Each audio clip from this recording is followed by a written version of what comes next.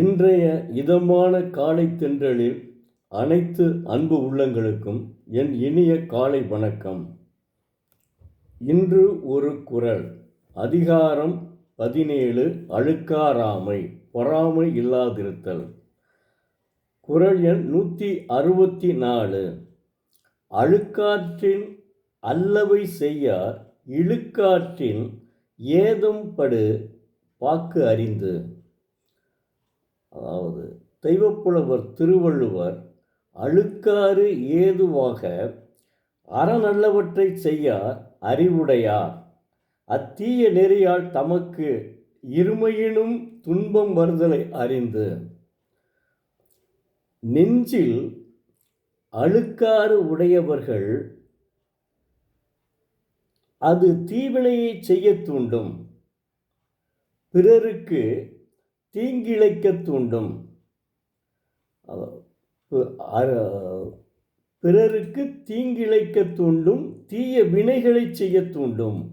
அதனால் துன்பம் ஏற்படும். அப்படி துன்பம் ஏற்படுவதால் அவனுடைய வாழ்க்கை அறமில்லாத வாழ்க்கையாக ஆகிவிடும். அதனால் பொறாமைப்படுவது தவறான நெறிதான். அதனால் பொறாமைப்படுவது தவறான நெறி, அதனையே நாம் செய்ய வேண்டும் என்று உணர்ந்து அதாவது துன்பம் உண்டாகும் என்பதை அறிந்தவர்கள் தம் நெஞ்சில் பொறாமைக்கு இடம் தர மாட்டார்கள். நெஞ்சில் பொறாமைக்கு இடம் தந்து அதனால் அறமல்லாத செயல்களை செய்ய மாட்டார்கள், யாரும் தீங்கு செய்ய மாட்டார்கள்.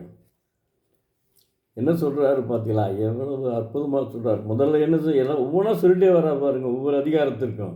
அதில் என்ன சொல்கிறார்? இப்போ நீங்கள் அவன் அறம் இதாவது பொறாமை நெஞ்சிலே ஒருவனுடைய நெஞ்சிலே பொறாமை இருந்தால் நிச்சயம் அவனுக்கு ஒரு துன்பம் செய்யக்கூடிய தீங்கு செய்யக்கூடிய ஒரு மனப்பான்மை அவனுக்கு வரும். தீயனவற்றை செய்யக்கூடும், அவனுடைய தீய நெறிகளை செய்ய தூண்டும். அப்படி தூண்டும் போது அவன் என்ன செய்வான்னா துன்பத்திற்கு ஆளாவான். ஏன்னா அடுத்தவனை பார்த்து பொறாமப்படுவன என்ன செய்யறான்? அடுத்தவனை பார்த்து பொறாமப்படுறான். அப்போ என்ன செய்யணும்? இவனை இப்படி இவன் அவனை நல்லா உயர்ந்துட்டானே, வளர்ச்சி அடைந்துட்டானே, இவனை நம்ம ஏதாவது செய்யணும் அப்படின்னு நினச்சி அவன் தீவினைகளை செய்ய முற்படுவான். அப்படி தீவினைகளை செய்ய முற்படும் போது அவனுக்கு பாவம் உண்டாகும். அறமான செயல்கள் நிற்காது அவனிடம்.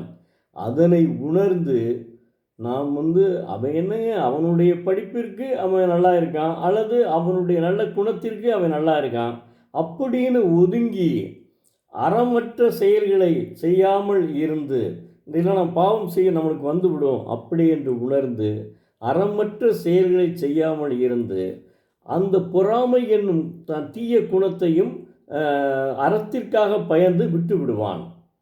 அதைத்தான் சொல்கிறார் அவர். இந்த அறமல்லாத செயல்களை நம்ம பொறாமை ஒரு மனிதனுடைய நெஞ்சில் பொறாமை இருந்தால் தீங்கு இணைக்க வேண்டும், தீ வினைகளை செய்ய நேரிடும்.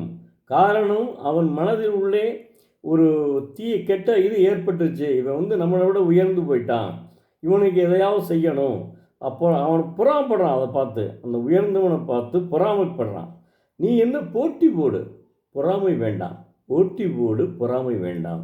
அதனைத்தான் தெய்வப்புலவர் சொல்கிறார். ஏன்னா அருமையாக சொல்கிற பாருங்க, எவ்வளவு இதுக்கு மேலே இதை படித்தவங்க நிச்சயமாக தவறான வழியிலே போகும். பொறாமை என்னும் நினச்சே பார்க்க மாட்டாங்க. இப்போ நம்ம பக்கத்து வீட்டிலே ஒருத்தர் இருக்கார், அவர் நல்ல 2 பேரும் ஒன்றா படித்தவங்க இருக்காங்க, அவன் நல்ல நிலைக்கு போயிட்டான். அப்போ அப்பா என்ன செய்வார்னா, அவன் இவ்வளவு பெரிய போஸ்ட்டுக்கு போயிட்டானே அப்படின்னு நினச்சி அது பொறாமப்படுறதா? உண்மை படிக்கலை, என்ன செய்ய முடியும்? அதனால் அவன் அப்படி போயிட்டான். அவன் படிக்காமல் இருக்கிறதுனால உழுதுகிட்டு இருக்கான். உழுதுறதுனா விவசாயம் நல்ல செல்வம் தான், அது ஒன்றும் இது கிடையாது. இருந்தாலும் கல்வி செல்வத்திற்கு இணை எதுவும் கிடையாது. அதனால் அவன் மாவட்ட ஆட்சியாளராக அந்த கிராமத்திற்கே வருகிறான். அதனால் பொறாமைப்படாமல் இருந்தால் நிச்சயமாக வாழ்க்கையில் முன்னேறலாம். மாணவ செல்வங்களே, நீங்கள் இப்போதிருந்தே இந்த குறள்களெல்லாம் படிக்க ஆரம்பிச்சிருங்கள். அதிகாரத்திற்கு ஒரு குறள் படியுங்கள். நிச்சயமாக உங்கள் எண்ணங்கள் ஒரு நல்ல எண்ணங்களாக மாறும். என்னைக்குமே நல்ல எண்ணங்கள் வண்ணங்களாக மாறும். நல்ல எண்ணங்கள் இருந்தால் அவன் வாழ்க்கை ஒளிமயமாகும். அவன் வாழ்க்கை சிறப்பாக அமையும். அதற்கு எந்தவித தயங்களும் கிடையாதுங்க. நீங்கள் கண்டிப்பாக நினச்சிக்கிறீங்க.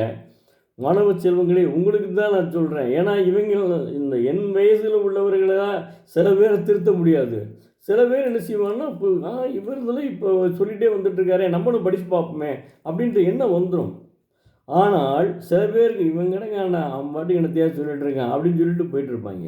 அதனால் என்னென்னா, நீங்கள் இந்த இளமையில் இருந்தே ஒரு நல்ல பழக்கங்களை கற்றுக்கொண்டால் நிச்சயமாக உங்களிடம் பொறாமை எண்ணம் தீய குணம் வரவே வராது. அடுத்தவனை பற்றி தீய எண்ணம் வரவே வராது. இளமையிலே வந்துவிட்டால் கடைசி வரையும் நீங்கள் நல்லாவே இருப்பீங்க. இளமையில் கல்வி என்று சொல்கிறார்கள் ஔவையார். அதனால் அந்த இளமையில் இருந்தே நீங்கள் நல்ல விதமாக வளர்ந்து விட்டால் உங்களை கெட்ட எண்ணங்கள் தீங்காது, தீ வினைகள் வராது, தீ குணங்கள் வராது. நன்றாக நீங்கள் இருப்பீர்கள். படிப்பிலும் உயர்ந்திருப்பீர்கள். எல்லாவற்றிலும் உயர்ந்தவர்களாக இருப்பீர்கள். மாணவ செல்வங்களே, உங்களுக்காக தான் மன்றாடி கேட்டுக்கொள்கிறேன். தயவுசெய்து நல்ல குணங்களோடு நல்லபடியாக ஆரோக்கியத்தோடு இருந்து நல்ல விதமாக படித்து மிகப்பெரிய மாவட்ட ஆட்சித்தலைவர், டாக்டர்கள் போன்ற பதவிக்கு வர வேண்டும் என்பதுதான் என்னுடைய அவா. நன்றி, வணக்கம். நாளை மீண்டும் ஒரு குறளை பார்ப்போம்.